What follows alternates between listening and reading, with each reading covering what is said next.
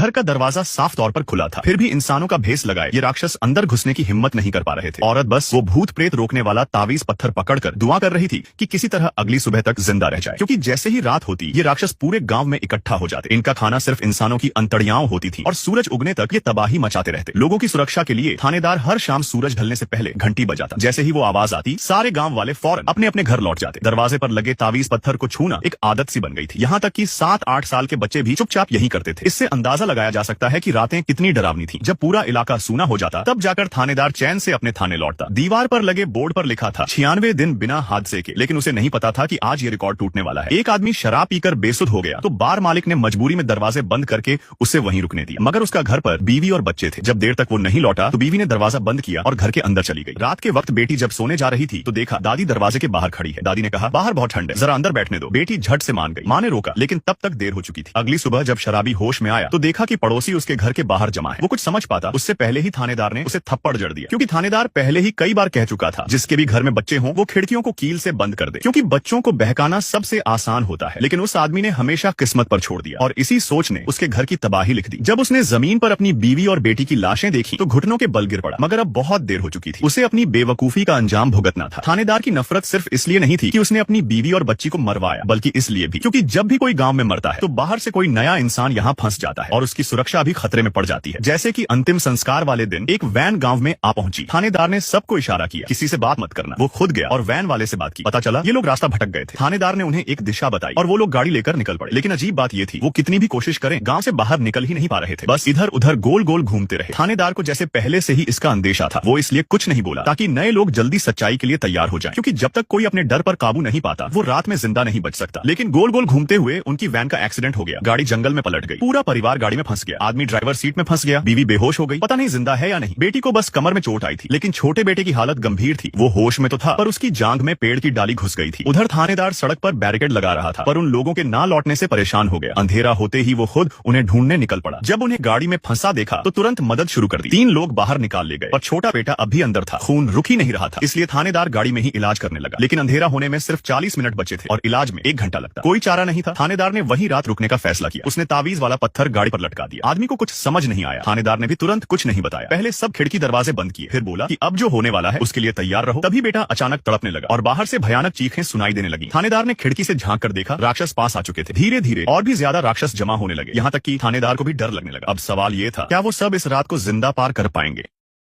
गाड़ी कब की खराब हो चुकी थी, लेकिन थानेदार बाहर निकलने की हिम्मत नहीं कर पाया, क्योंकि बाहर सब तरफ इंसानों के भेष में छिपे राक्षस थे। वो सिर्फ तावीज के भरोसे प्रार्थना कर रहा था कि सुबह तक जिंदा बच जाए। तभी गाड़ी के बाहर